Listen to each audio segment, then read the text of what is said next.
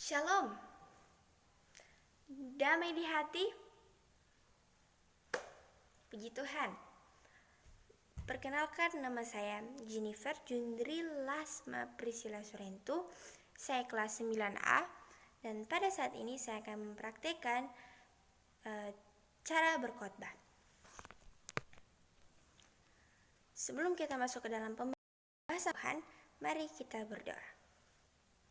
Bapa di sorga, kami akan mendengarkan firman-Mu, kiranya Engkau memberikan kuasa Roh Kudus-Mu kepada kami, agar firman yang akan kami dengarkan boleh menjadi berkat bagi kami. Berkati juga hamba-Mu ini, hamba-Mu akan memberitakan firman Tuhan. Di dalam nama Tuhan Yesus, amin. Pertama-tama, saya ingin mengucapkan terima kasih kepada Ibu Guru Rosinta Simanjuntak karena sudah membimbing kami dalam kelas agama Kristen. Kiranya Tuhan selalu memberkati ibu dan keluarga. Kita masuk dalam pembahasan renungan. Saya berjudul Didik Orang Muda. Didik Orang Muda. Ayatnya saya ambil dalam Amsal 22 ayat 6. Didiklah orang muda menurut jalan yang patut baginya, maka pada masa tuanya pun ia tidak akan menyimpang daripada jalan itu. Mengapa kita harus mendidik orang muda? Pertanyaan yang sangat simpel. Mengapa kita harus mendidik orang muda? Kita harus mendidik orang muda karena jika pada masa tuanya nanti, jika kita salah mendidik dia dari kecil, maka pada masa tuanya dia akan menyimpang daripada jalan yang kita sudah ajar dari kecil, tapi dia tidak bisa tanam dalam pikirannya. Itu jalan yang positif. Dia akan mudah masuk ke dalam masalah-masalah, pencobaan dia akan lebih cepat masuk karena dia tidak mengandalkan Tuhan. Di dalam buku Amanat kepada Orang Muda juga, saya ambil buku Amanat kepada Orang Muda. Buku ini ditulis oleh Ibu Ellen G. White. Di dalam buku ini mengatakan bahwa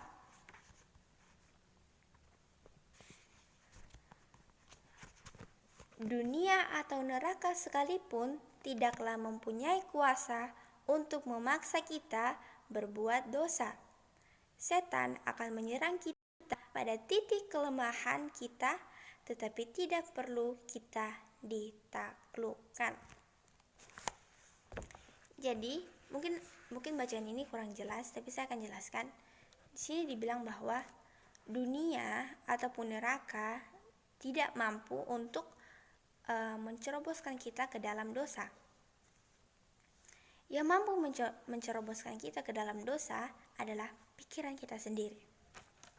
Pikiran kita sendiri. Jadi ada pasal di sini mengatakan bahwa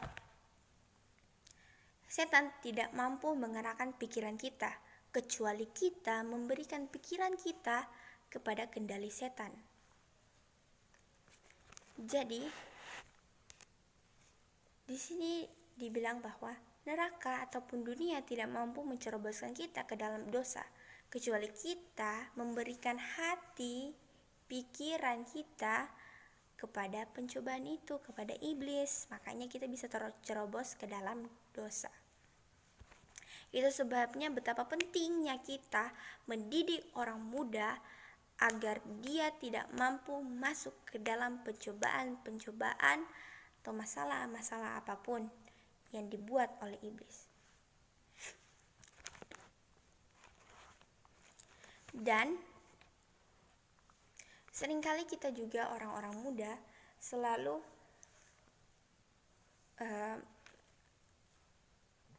berpikir seperti ini. Misalkan dia dengar orang tua yang mengeluarkan kata-kata kotor atau mengeluarkan kata-kata kekerasan, itu pasti dia seperti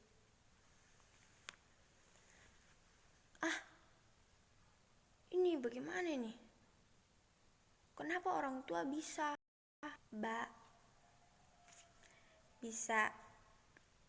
kenapa kita tidak bisa?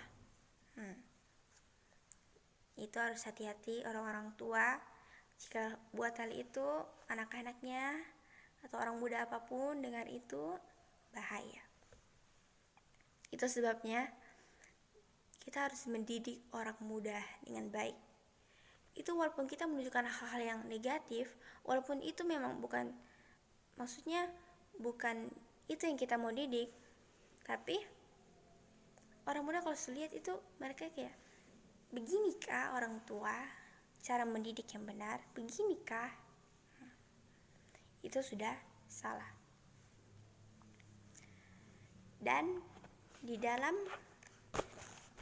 buku Amanat kepada Orang Muda, di dalam pasal 14 halaman 75, di sini dibilang, setan akan berupaya mengecewakan para pengikut Kristus supaya mereka tidak berdoa dan belajar daripada kitab suci, dan dia akan menggelapkan jalan mereka agar terhalang memandang Yesus.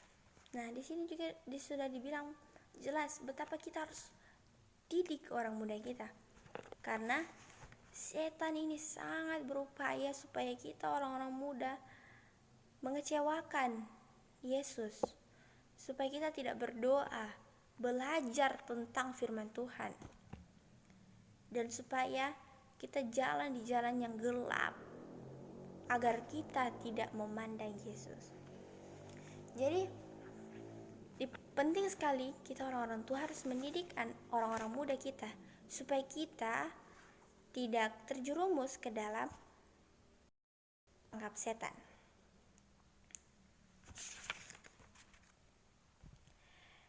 Amsal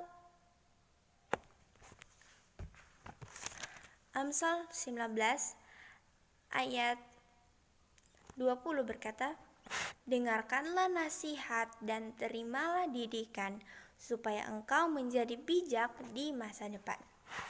Dibilang sangat jelas di sini bahwa kita harus dengarkan nasihat, kita harus menerima didikan agar supaya kita di masa depan nanti kita boleh menjadi orang yang bijak. Amanat kepada orang muda halaman 77 berkata bahwa di antara orang-orang muda yang mengaku beribadah, tampaknya sebagian besar bertentangan dengan pengakuan ini. Mereka tidak bertumbuh dalam pengetahuan atau kerohanian. Kuasa mereka cenderung lebih merosot daripada berkembang. Jadi kadang-kadang guru bertanya, kalau ada perlu sembahyang, pasti anak orang-orang muda itu misal maksud tuh tapi sembahyang tuh. Itu bisa jadi liar, tipu, atau hanya mencari celah-celah supaya dia tidak dimarahi. Di sini jelas kata bahwa orang-orang muda yang banyak mengaku beribadah, tampaknya sebagian besar bertentangan dengan pengakuan ini. Bertentangan maksudnya bertolak belakang. Jadi kebanyakan orang-orang muda bilang pergi beribadah tapi sebenarnya tidak. Berarti orang tuanya tidak mendidik dengan baik. Itu sebabnya dibilang di sini penting itu sekali mendidik, penting sekali. Kalau kita tidak dididik, maka jalan-jalan hidup kita itu gelap, tidak ada terang. Dan dibilang juga Amsal 17 ayat 18, orang yang tidak berakal budi ialah dia yang membuat persetujuan, yang menjadi penanggung bagi sesamanya. Kenapa tidak memiliki akal budi? Karena tidak dididik. Salahnya di situ, tidak dididik. Itu sebabnya dia membuat persetujuan, dia menjadi penanggung bagi sesamanya. Karena dia tidak memiliki akal budi, dia tidak pernah dididik. Jadi sangat penting sekali untuk kita harus mendidik itu sangat penting. Jika kita ingin mendapat suatu pengetahuan, itu pasti kita pergi ke sekolah kan? Kita pergi ke sekolah karena kita mau dididik. kita mau mendapat pengetahuan, tapi dengan cara dididik. Itu prosesnya tuh, misalkan kita kelas 7 SMP, kita dididik standar pertama, bisa lanjut lagi kedua, ketiga, didikannya akan semakin bertambah. Itu yang membuat dimana kita bisa mendapatkan akal budi karena kita dididik. Dan di dalam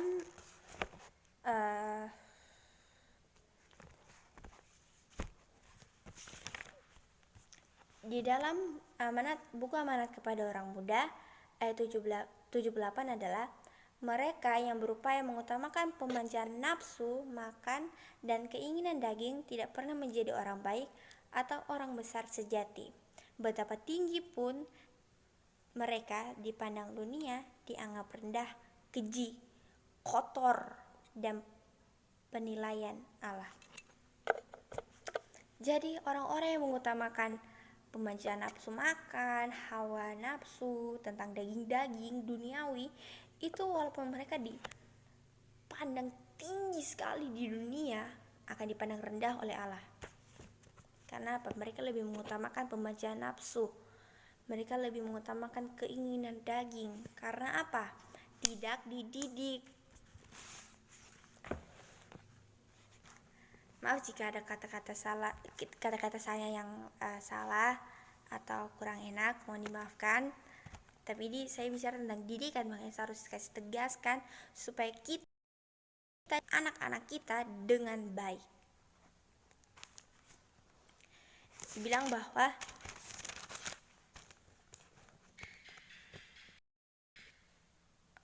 Amsal 14 ayat 18, orang berpengalaman mendapat kebodohan, tetapi orang yang bijak bermahkotakan pengetahuan.